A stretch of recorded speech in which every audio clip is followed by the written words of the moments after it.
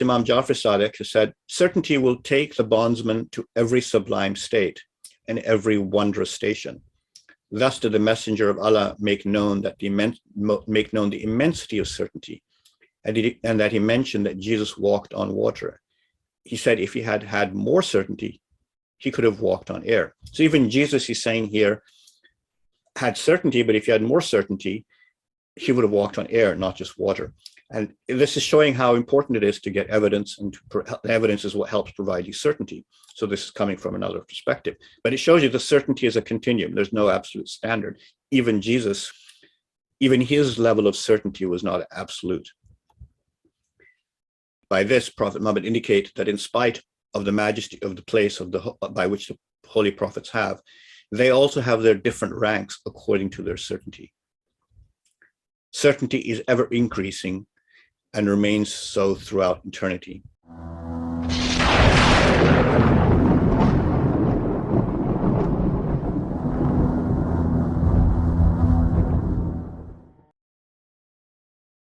Okay, so just before I get to the next section, let me just recap a little bit from the last section for those who might have jumped into here directly. It's important to note in the previous section on why faith is and always has been evidence-based. It's the whole discussion is not directed at the skeptic of faith in God. It's directed at the believing Ismaili or the believer to correct a critical misunderstanding that faith is not evidence-based, because we are told continuously that faith is just a matter of believing, despite what, as I showed in the section, the Qur'an and the Imams have told us over and over again that faith is evidence-based. Now, if you think about it for a minute, it's self-evident that since Islam and our faith in particular is evidence-based, then that evidence must come from God, since only God can provide legitimate evidence of his faith. And so then it also becomes obvious that any claims that our faith is not evidence-based is nothing more than just an opinion unless there is evidence provided to back up that claim. Now, Imam Mansour has said on matters of faith, we must rely on evidence from God. So that means that any evidence to show faith is not evidence-based must also come from God. And that would be a contradiction. On the one hand, God would be saying our faith is evidence-based. And on the other hand, we'd be providing evidence from God where he'd be saying, here's the evidence that it's not evidence-based. And that makes no sense. So that's why when Hazaram says Islam is logical, it is clear, it is lucid, it is understandable, there is no hocus pocus, there is no nonsense, it's because Islam is internally consistent. It's logically and internally completely consistent.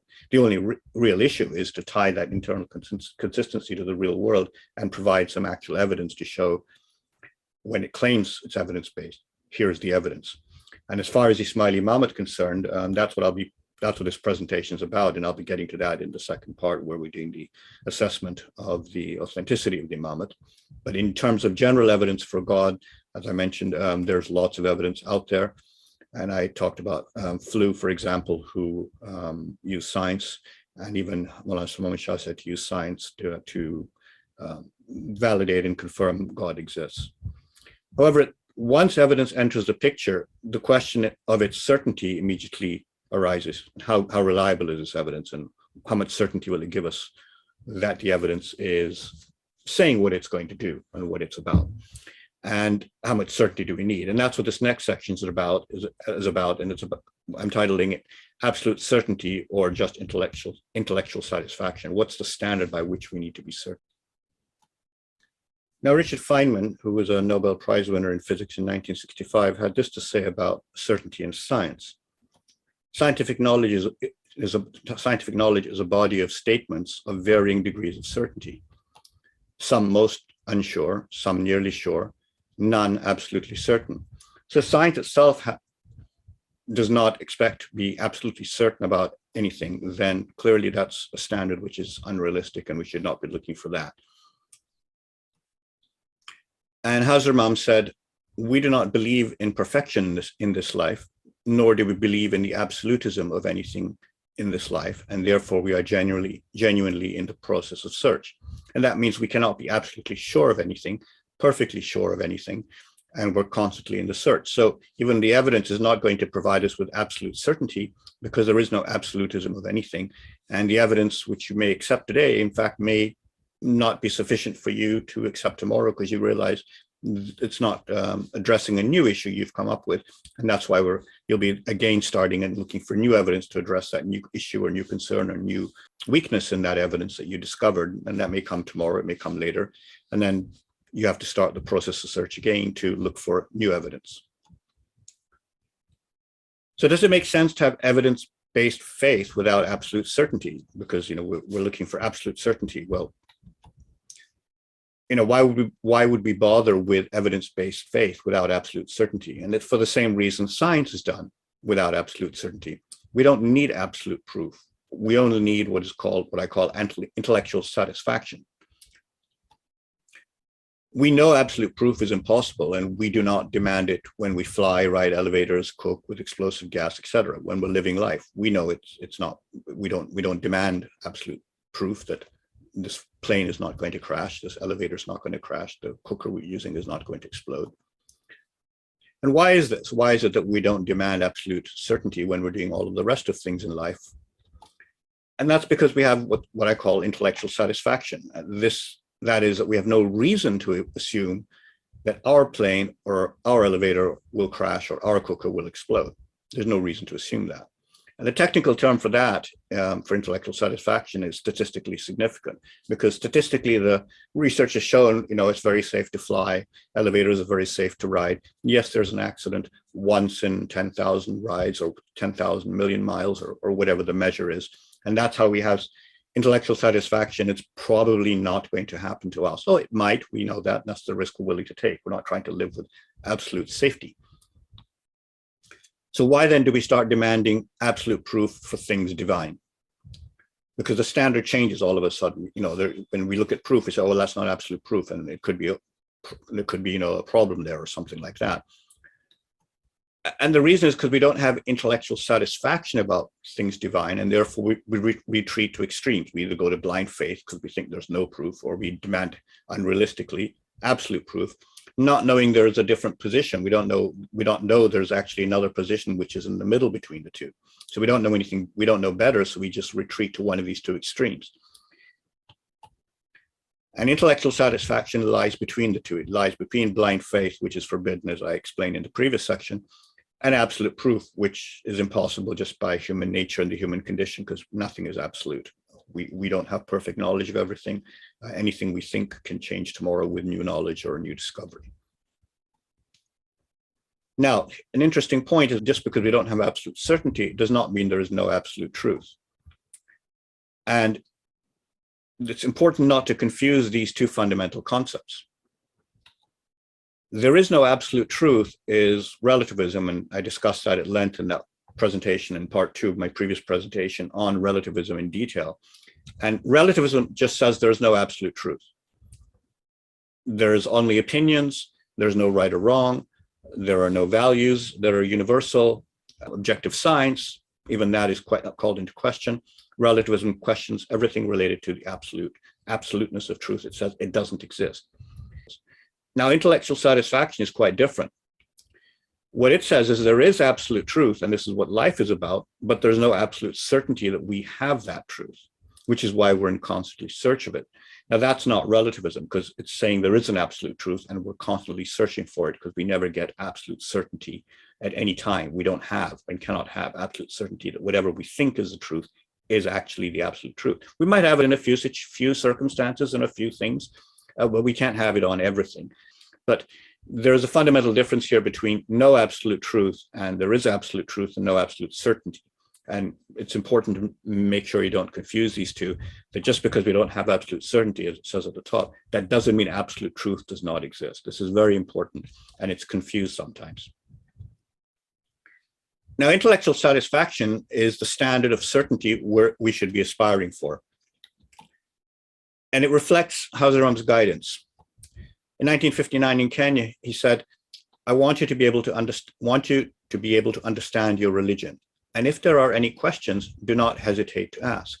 It is much better to ask and receive an answer than to have a feeling of frustration inside you."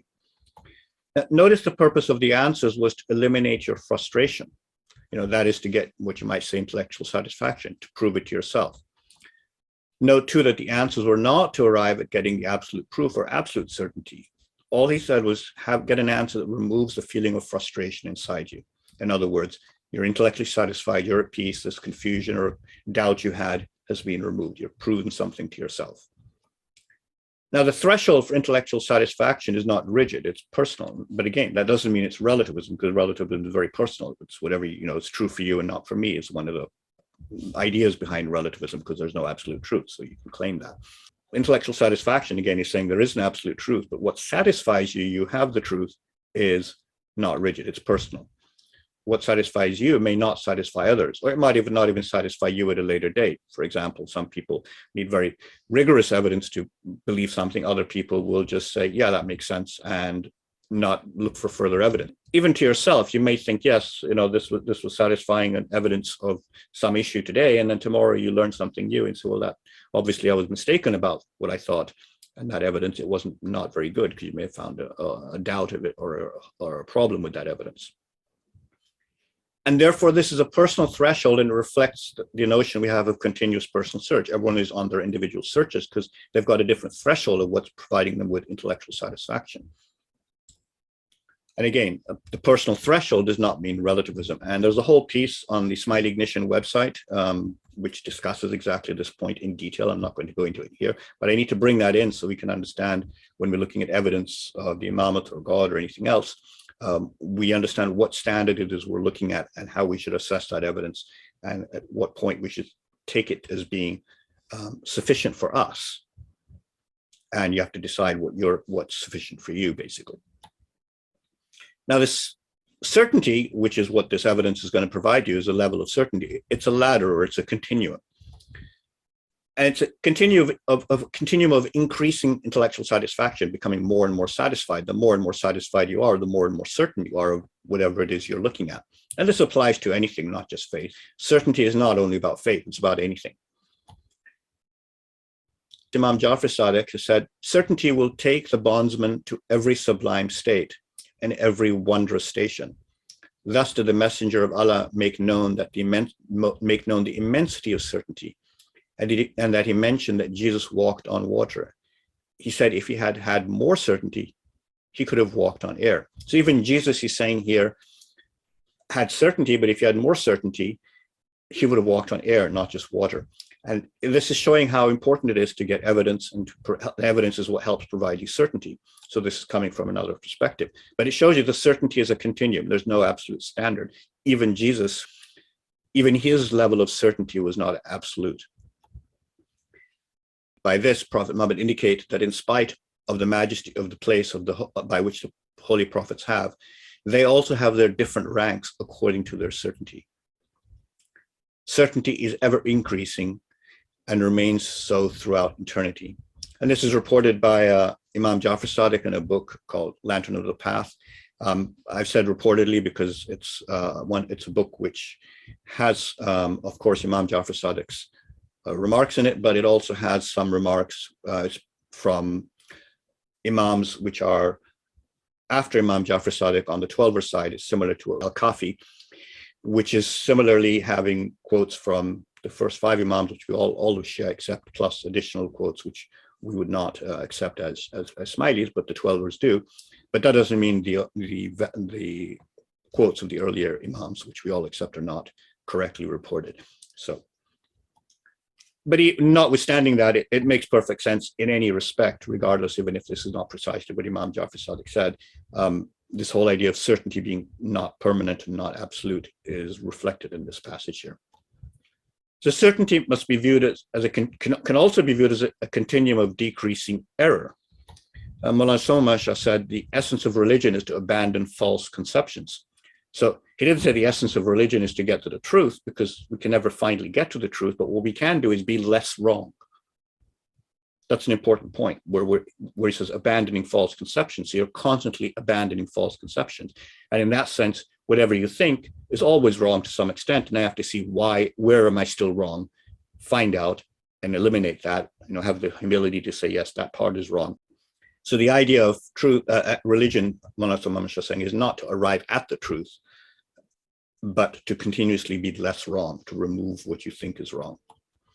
In other words, decreasing error equals increasing intellectual satisfaction. So the less error you have, the more intellectual satisfaction you have, and vice versa. The more intellectual satisfaction you have, the less error you have. They're two sides of the same coin, and they're both a continuum. And it perfectly reflects the idea that certainty is not absolute. Error is always present, and so that's why the two are very, very related to each other. Now, in reaching this, some level of certainty or some level of intellectual satisfaction, is we often use deductions. We often say, well, if this is the case, then that. And there's a problem with using deductions, especially in matters of faith. Now, if you recall Sherlock Holmes' famous quip about deductive logic, when you've eliminated all which is impossible, then whatever remains, however improbable, must be the truth. That's not actually very useful or helpful, because that's not actually correct. The problem is you can only eliminate as impossible what you can know or imagine. You can never know if you've eliminated all, which is what he's saying. You've eliminated all that's impossible. Well, you can only eliminate what you think is possible. There may be something out there you never thought of, so you haven't eliminated it, and yet that would be the truth, but you never knew about it, you never thought about it, you never imagined it, so it never got eliminated, or it never got considered as being an option, as what the truth of the situation is. So deductions are just what we might say are best guesses, and they're provisional extrapolations from the known to the unknown. And they're useful deductions when knowledge is incomplete, but they're not necessarily going to be correct. The geocentric solar system and the flat Earth were two deductions, because it looked perfectly reasonable to say, yes, of course, the stars are moving around the Earth. You can see the sky turning, and of course, the Earth is flat. Just look at the horizon. So these were two deductions. They looked at the flat horizon and said, the horizon's flat, therefore the Earth is flat. They looked at the stars moving around in the sky, and they said, oh, therefore the stars are moving, and the Earth is at the center because they're moving around the Earth. That's what the problem with deductions are. You hadn't considered the point of view of maybe the Earth's a really big ball, and that's why it just appears that the horizon's flat, or that maybe the Earth is actually moving around the sun and rotating on its axis. So deductions, again, are just theories, what you might consider, and they're starting points for further research. You've got this deduction that, okay, the solar system, the Earth is at the center of the solar system because of this. Well, now you look at the evidence to see, is that correct? It's just a deduction. I mean, it's just a theory. And if you don't take them as theories, then you're basically making a claim to an absolute knowledge. You're saying there's nothing left unknown that'll overturn my deduction. This, therefore that, Earth is, stars are moving around the Earth because you can see them moving across the sky. Earth is still, therefore Earth is in the middle of the solar system. And there's nothing out there that's going to turn that over. That's what you're claiming here. If you want to assume a deduction is bringing you the truth, you're basically saying, no, there's no other option out there. I know it. This is what it is. And of course, that's silly. So the question is, and then the other thing is that even if you deduce the truth correctly, a deduction, because it's not actually confirming with evidence, can't confirm it. It's just a hypothesis. So you might get the right hypothesis, but it's not going to confirm it to you. It never informs you if you actually have the truth. You still need to do the research and get the evidence to see if what you're thinking, because that's all it is, it's a theory, is correct. Of course, some of them absolutely are correct, but again, a deduction, it will not confirm it to you. It's a starting point, and you need to get evidence and do the research to see if you've actually reached to the truth. Now, there's a point here that since Allah is beyond reason, we can only, no matter how much evidence we bring, we can only deduce him as what is called the inference to the best explanation. And that's a useful concept that is used in science all the time. And it's of course, admitting that it's taking into account all the evidence to date, and this is the best explanation that we can come up with. That's not to say that tomorrow a new piece of evidence might come up and prove it wrong. With Allah, we can never get that final affirmation. All we can do is give an inference to the best explanation, saying, given all the evidence and all of this unusual situations the evidence hopefully provides, the only solution to this dilemma is for Allah to be the cause of whatever it is we're observing or investigating. And so it's important to realize that, because Allah is beyond reason in the sense that he created the whole idea of reason. It didn't exist before him. He created a reason, and he created the whole logical framework around which we work. And so he's beyond reason. Now, the Imamat has also said, we must avoid deductions for matters of faith. in Usul al-Kafi, Imam Jafar Sadiq has said, people who believe in speculation search for knowledge on the basis of speculations and surmises, which are surmises or deductions, I surmise. And these speculations and surmises only take them further away from the truth. The religion of God has nothing to do with surmises, because you don't need to surmise it. You're going to be able to, the religion of God is truth. It's a fact. You just need the evidence to show the fact. You don't need to deduce it. There will be some facts and evidence for it, at least to establish, like I said, one of the key points of faith is in the previous section, I talked about it being balancing between trust-based faith and evidence-based faith. And you must first, of course, validate what you're following. And then, of course, you might have some trust beyond that. But there will be facts at the end of the day for all matters of God. There is no need to deduce anything, because as the truth, and it will have evidence at some point, at some place. Or at least the Imams would have that, if nothing else. One who bases his mind on conjectures, and conjectures would be opinions, guesses, speculations, deductions, will always remain in ambiguity. And that's what I'm saying, is that deductions don't actually, or speculations, conjectures, never give you the truth. They never confirm the truth to you.